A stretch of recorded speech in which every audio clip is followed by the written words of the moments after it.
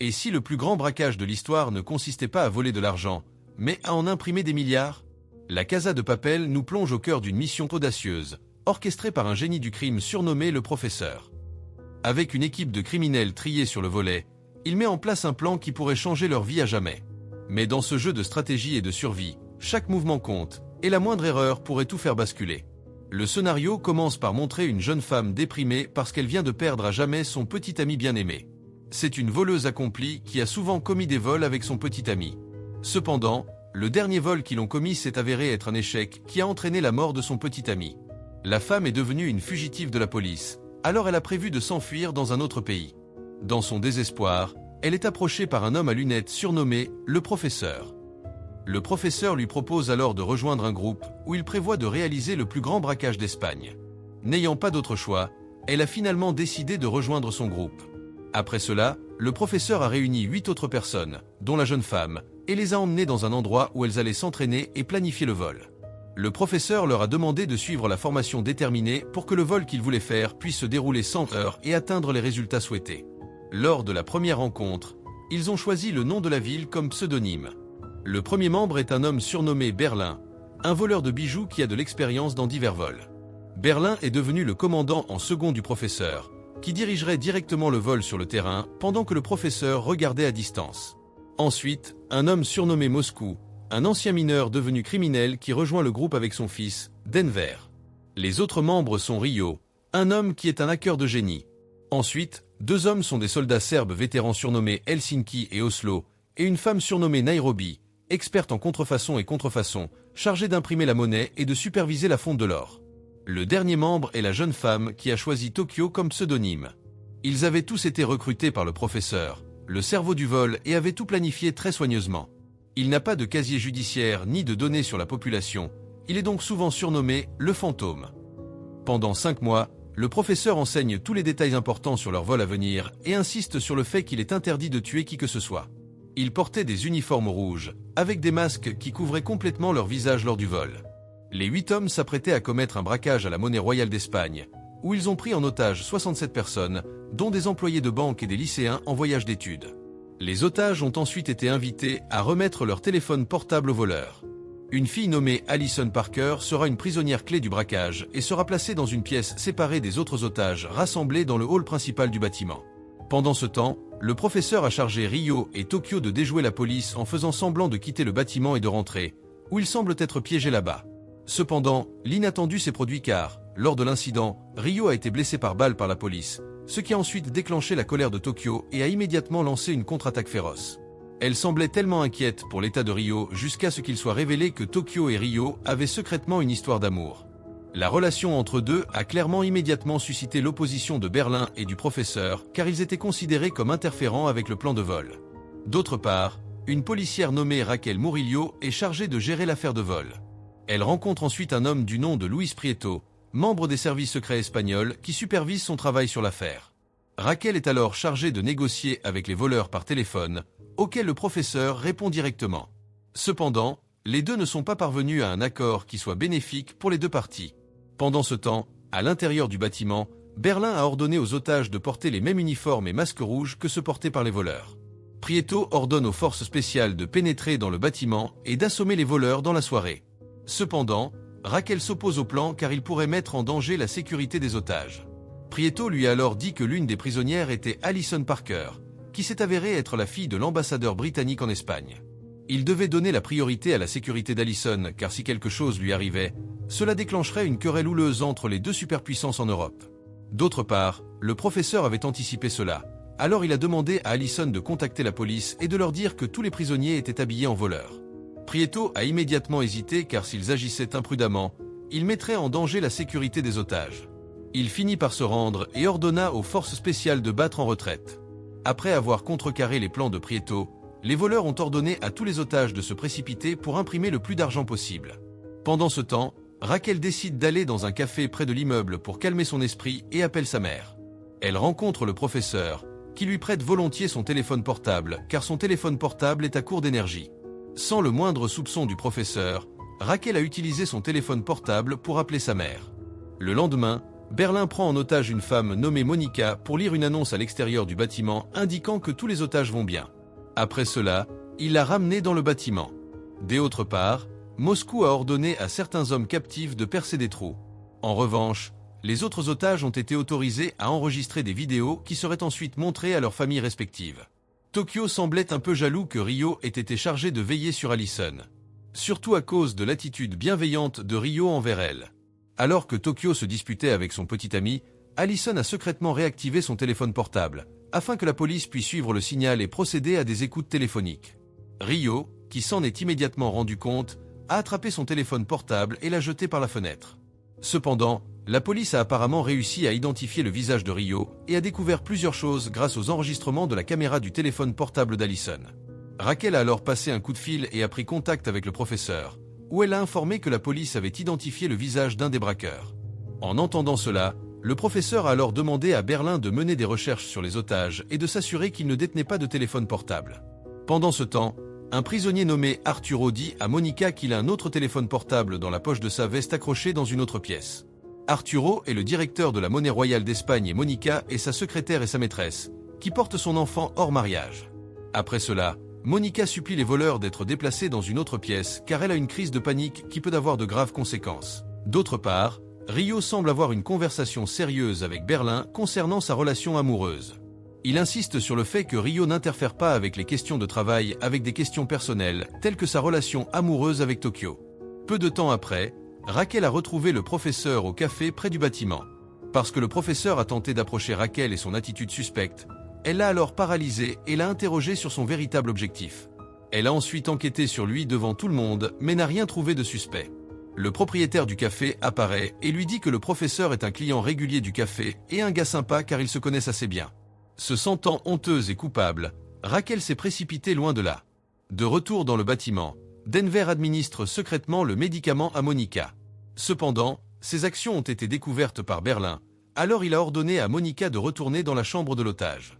Pendant ce temps, Tokyo, sachant que Ryo avait été battu par Helsinki, est devenu furieux et a tiré plusieurs caméras de vidéosurveillance en réponse. Elle contacte alors le professeur et menace de tuer quiconque oserait blesser son petit ami. Helsinki et les autres membres sont ennuyés que Tokyo interfère toujours dans les affaires professionnelles avec des affaires personnelles, ce qui est très risqué et peut mettre en danger le succès de leur mission de vol. Pendant ce temps, Denver, ordonné par Berlin de tuer Monica, semble si indécis qu'il décide de lui tirer une balle dans la jambe et cache la femme dans le coffre-fort. Ailleurs, la mère de Raquel semble très paniquée et confuse lorsqu'elle découvre que sa petite fille a disparu. Incapable d'appeler Raquel via son téléphone portable, elle a composé le dernier numéro d'appel utilisé par Raquel, qui s'est immédiatement connecté au professeur. Recevant un appel de la mère de Raquel, le professeur s'est précipité pour rencontrer Raquel au poste de police situé en face du bâtiment de la Monnaie Royale d'Espagne et lui a donné un téléphone portable. Parce que son arrivée n'était pas suspectée par la police, le professeur en a profité pour observer la performance de la police dans le traitement de l'affaire de vol. Pendant ce temps, Raquel avait l'air paniquée parce que sa mère avait rapporté que sa fille avait disparu. Tokyo et les autres semblent déçus que Berlin ait ordonné à Denver de tuer un otage, alors qu'il avait reçu l'ordre de ne tuer personne. Sachant que Denver avait tué quelqu'un, Moscou a immédiatement eu une crise cardiaque car il n'avait aucune idée que son fils deviendrait un meurtrier. Ailleurs, Raquel se sent enfin soulagée après avoir appris que sa fille va bien et qu'elle est avec son ex-mari. Cependant, elle lui a immédiatement demandé de rester à l'écart de leur fille car elle craignait que son ex-mari n'ait un impact négatif sur leur fille. Après cela, Raquel a rencontré le professeur au café et lui a rendu son téléphone portable tout en le remerciant et en s'excusant d'avoir eu des préjugés contre lui. Grâce à l'attention du professeur et à d'autres gestes aimables, Raquel est devenue plus ouverte pour discuter de ses problèmes avec lui. Peu de temps après, un homme nommé Angel s'est approché de Raquel et lui a demandé de retourner au poste de police à l'extérieur du bâtiment. Angel est inspecteur adjoint et commandant en second de Raquel. Pendant ce temps, Denver rencontre Monica dans l'immeuble et compte retirer la balle logée dans sa jambe. Cependant, Monica a refusé parce qu'elle s'inquiétait pour la sécurité du fœtus dans son ventre. D'autre part, Moscou, qui se réveille enfin après avoir subi une crise cardiaque, se sent très coupable d'avoir impliqué son fils et décide de se sacrifier en sortant du bâtiment et en affrontant la police, qui se prépare déjà à attaquer. Cependant, c'est Denver qui connaissait les intentions de son père. Il se précipite pour arrêter son père et lui dit qu'il n'a tué personne et n'a blessé que Monica. En entendant les aveux de son fils, Moscou était très soulagé. Il a ensuite demandé à Berlin la permission de prendre l'air à l'extérieur, où Denver et Moscou ont ensuite emmené plusieurs otages, dont Arturo, sur le toit du bâtiment et leur ont tous fait porter des masques pour déjouer la police. Arturo, qui a entendu la conversation de Denver et Moscou à propos de Monica, était furieux et a pointé une arme sur eux, exigeant une explication. Denver et Moscou se sont alors agenouillés et ont dit au reste des otages de s'agenouiller pour qu'ils ne soient pas soupçonnés d'être une bande de voleurs. Pendant ce temps, Raquel, qui est au courant de l'incident, ordonne à ses hommes de tirer sur Arturo car il pense qu'il s'agit d'un groupe de voleurs. Denver et les autres ont ensuite conduit Arturo dans le bâtiment pour lui prodiguer les premiers soins. D'autre part, Raquel, qui s'est rendu compte que l'homme qui avait été abattu était le directeur de la Monnaie Royale d'Espagne, a contacté les voleurs et a demandé d'envoyer des médecins dans le bâtiment pour soigner Arturo. Le professeur a accepté.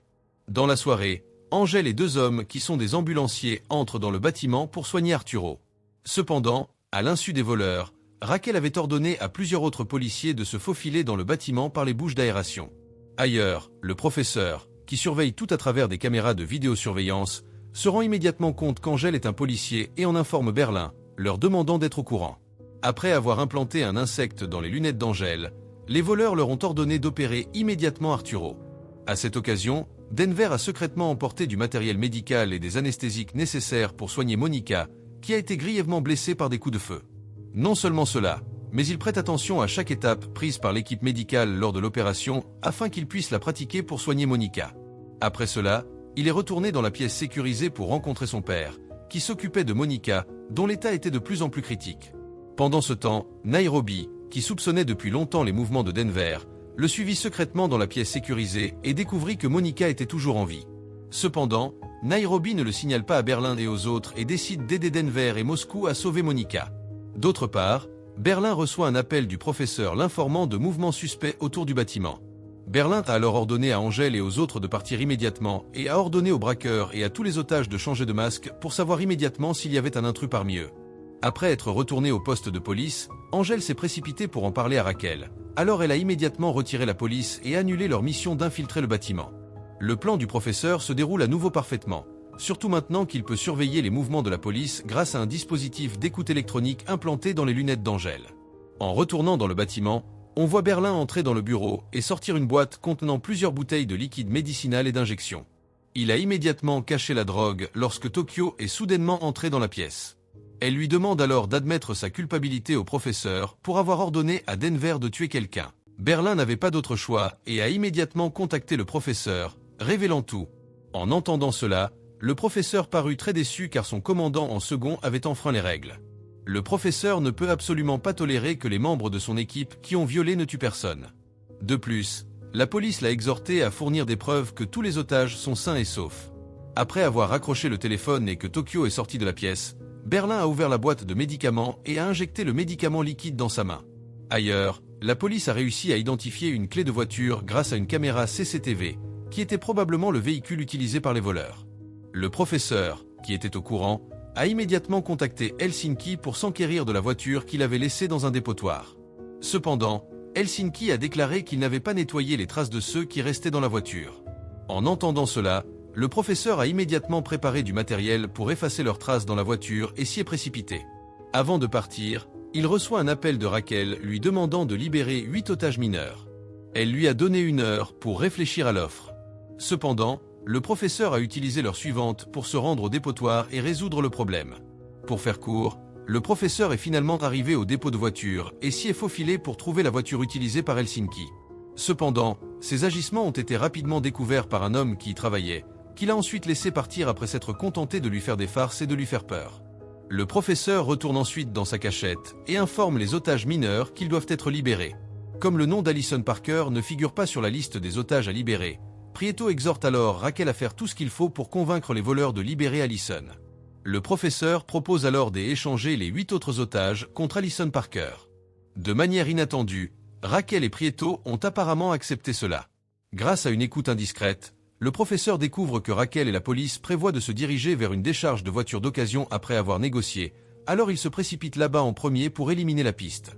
Cette fois, le professeur réussit à retrouver la voiture qu'il cherchait et nettoya immédiatement les empreintes digitales et les traces de celles-ci qui pouvaient être laissées de chaque côté de la voiture. Il a glissé un bouton dans le siège auto et s'est dépêché de s'en aller une fois terminé. Parce que Raquel et la police étaient arrivés. Le professeur a été forcé de se cacher dans la voiture alors qu'il planifiait une évasion extrême en se faisant passer pour un clochard.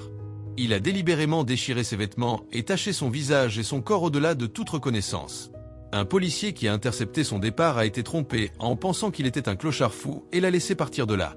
D'autre part, Raquel et Angèle trouvent l'équipement utilisé pour effacer les empreintes digitales mais n'y trouvent personne. Lorsque le professeur retourne enfin dans sa cachette, il divulgue aux médias un enregistrement de sa conversation avec Raquel, dans lequel elle accepte d'échanger 8 otages espagnols avec Alison Parker. Soudain, cela a déclenché la colère de tous les citoyens espagnols parce que leur gouvernement a préféré sauver Alison Parker, une citoyenne britannique, simplement parce qu'elle est la fille de l'ambassadeur britannique, plutôt que 8 citoyens espagnols mineurs. La scène passe alors à un flashback où le professeur et son équipe discutent d'une issue de secours. Le professeur ordonne à Moscou et aux autres de faire un trou qu'ils utiliseront pour déjouer la police en s'échappant par un tunnel construit il y a 5 ans. Ailleurs, Raquel trouve enfin le bouton que le professeur avait caché plus tôt et parvient à l'identifier comme l'un des boutons de manteau de Berlin. Le professeur a délibérément fait cela en guise de punition parce que Berlin avait enfreint les règles. La police a reçu des informations sur Berlin, qui s'est avéré être un voleur accompli qui était entré et sorti de prison à plusieurs reprises. Il est connu pour n'avoir ni famille ni parents. Selon le témoignage d'un prisonnier qui avait été dans la même cellule de prison, il est connu pour avoir une maladie, où son état mental peut changer radicalement si la maladie rechute. Raquel apprend que Berlin ne souffre pas seulement d'une maladie rare, mais mortelle car on prévoit qu'il n'aura qu'une espérance de vie de 2 ans. Raquel prévoit de diffuser des informations sur lui pour regagner la confiance des gens. Prieto a suggéré qu'il falsifie légèrement les informations sur Berlin en ajoutant à sa liste de crimes en tant que trafiquant d'êtres humains liés à la vente et à l'achat de mineurs. La police a ensuite fait venir un homme qui travaillait dans une décharge de voiture pour dessiner le visage du professeur qu'il avait vu. Sachant cela, le professeur a agi rapidement en menaçant de tuer sa famille s'il faisait un croquis de son visage et le signalait à la police. Pendant ce temps, à l'intérieur du bâtiment, Nairobi, qui regardait les informations à la télévision, a été surpris par les informations sur Berlin. Elle n'avait aucune idée que Berlin avait commis des crimes impliquant des mineurs. Cependant, Berlin a nié toutes les accusations et a étranglé Nairobi parce que c'était irritant. Non seulement cela, il a ensuite confirmé qu'il n'avait jamais utilisé la voiture. Cependant, Berlin savait que la personne qui s'était mise dans ce pétrin était Denver, qui avait secrètement emprunté son costume pour une fête. Il invite Helsinki et les autres à chercher où se trouve Denver. Il rencontra finalement Denver, qui se trouvait devant les toilettes, et il sut immédiatement que Denver attendait quelqu'un. Berlin a alors ouvert les toilettes une à une et a trouvé où se trouvait Monica, qui était toujours en vie. Au même moment, Tokyo arrive et lui dit que le professeur veut lui parler au téléphone. Il dit alors au professeur que Monica est toujours en vie. Sachant cela, le professeur est devenu très soulagé et lui a demandé de réaliser le prochain plan. Berlin a ordonné à son équipe de faire des histoires en tirant violemment et en ordonnant aux otages de crier hystériquement. Raquel et la police qui ont entendu cela se sont alors précipités pour contacter le professeur et l'ont exhorté à fournir immédiatement des preuves montrant que tous les otages étaient bien vivants. Après cela, Raquel et Angèle ont discuté du médicament spécial de Berlin pour sa maladie. Sur la base des informations obtenues, Angèle a informé que quelques jours avant le vol, quelqu'un avait acheté le médicament spécial en grande quantité dans une pharmacie. Raquel lui a alors demandé de mener d'autres enquêtes concernant ces drogues. Raquel et quelques-uns de ses collègues vérifient alors la bande vidéo des otages envoyée par le professeur. Cependant, parce qu'elle ne se sent pas sûre et soupçonne que la vidéo a été fabriquée, elle demande alors qu'elle soit autorisée à entrer et à rencontrer les otages en personne et à s'assurer qu'ils vont tous bien. Le professeur a alors accepté. Raquel est finalement entrée dans le bâtiment et a été accueillie par Berlin, Tokyo et Rio.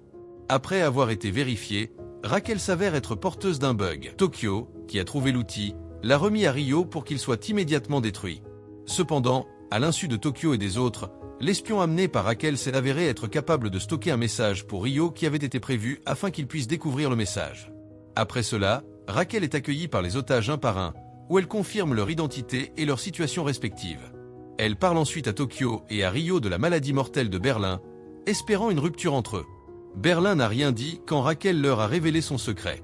Après que Raquel rencontre Alison Parker et s'assure que tous les otages sont en sécurité, elle est forcée de quitter le bâtiment. Au même moment, le professeur rencontre Angèle au café. Dans un premier temps, le professeur avait l'intention de déterrer des informations liées à l'enquête menée par la police. Cependant, Angèle a plutôt demandé l'identité et l'adresse de la résidence du professeur.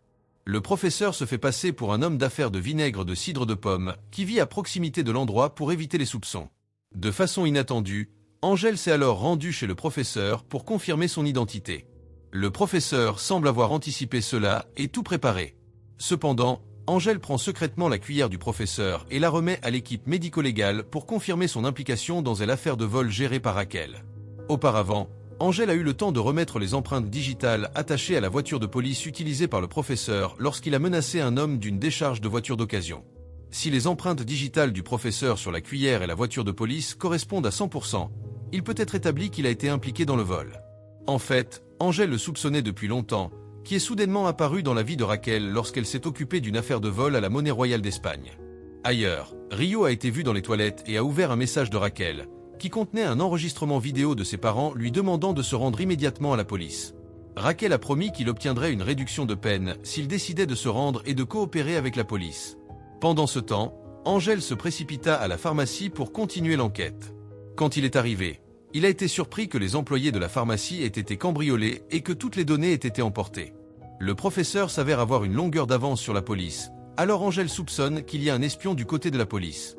Ailleurs, le professeur semble anticiper l'évasion en raison de la nature humaine de vouloir survivre en toutes circonstances. Cependant, il a d'autres plans pour faire face à cela, à savoir faire des otages leurs partenaires.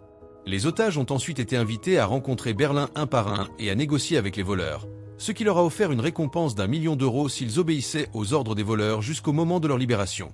Pendant ce temps, dans un autre endroit, Raquel, qui venait d'arriver au camp de police près de l'endroit, a reçu des informations sur le dispositif d'écoute électronique implanté dans les lunettes d'Angèle. Ailleurs, la mère de Raquel écoute la messagerie vocale d'Angèle et note immédiatement l'information. Incapable d'atteindre le téléphone portable de Raquel, elle a alors appelé le professeur et lui a dit l'information afin qu'il la transmette à Raquel. En entendant cela, le professeur a paniqué parce que la mère d'Angèle et Raquel avaient découvert sa véritable identité. Parce qu'Angèle est maintenant dans le coma à l'hôpital, le professeur se précipite pour rencontrer la mère de Raquel et est obligé de planifier de tuer la mère de la femme qu'il aime. À son arrivée, le professeur a été accueilli très gentiment par la mère de Raquel. Il a ensuite mis du poison dans sa boisson. Cependant, alors qu'elle était sur le point de le boire, il lui frappa la main jusqu'à ce que la tasse tombe et se brise. Apparemment, le professeur a toujours une conscience et n'a pas le cœur de tuer une vieille femme innocente. La mère de Raquel, un peu sénile, a pensé que le verre était tombé tout seul et lui a présenté ses excuses. Pendant que la mère de Raquel nettoyait le verre brisé et renversait du café, le professeur supprima secrètement le message vocal d'Angèle et récupéra toutes les notes écrites par elle qui fournissaient des informations sur sa véritable identité. Peu de temps après, Raquel rentra chez elle et fut accueillie par le professeur avec un bouquet de fleurs. Elle l'invita à déjeuner avec elle et sa mère, qui l'accueillit immédiatement. Tout en déjeunant, Raquel a réfléchi à chaque élément d'information qu'elle et Angèle avaient recueilli sur l'affaire de vol et a commencé à assembler les pièces éparses du puzzle en de nombreuses possibilités plausibles. Après avoir obtenu plusieurs possibilités plausibles, Raquel a ordonné à la police de trouver la maison utilisée comme cachette par les voleurs autour de la pharmacie car, très probablement, ils ne seraient pas loin de là. Peu de temps après, la police a de nouveau contacté Raquel et l'a informé qu'il avait trouvé une maison soupçonnée d'être une cachette pour les voleurs avant qu'ils ne commettent le vol. Elle se précipita là-bas et emmena le professeur avec elle. D'un autre côté, le professeur a l'air si tendu et effrayé de découvrir la vérité. Pendant que Raquel et la police font irruption dans la maison, le professeur attend nerveusement dans la voiture. Parce qu'il s'aperçoit que lui et Berlin avaient bu la veille du braquage. Raquel et la police ont été choqués de trouver diverses photos et notes liées au vol de la Monnaie Royale d'Espagne lorsqu'ils sont entrés dans la maison. Ils se sont précipités pour rassembler toutes les preuves là-bas pendant que le professeur attendait anxieusement, et la première saison de la cérémonie Est était enfin terminée. Comment va l'histoire ? Le professeur et les autres ont-ils réussi à terminer le vol et à échapper à la police comme il avait prévu ? N'hésitez pas à vous abonner à notre chaîne pour obtenir plus de mises à jour sur cette série, et n'hésitez pas à consulter notre autre excellente vidéo. Merci d'avoir regardé.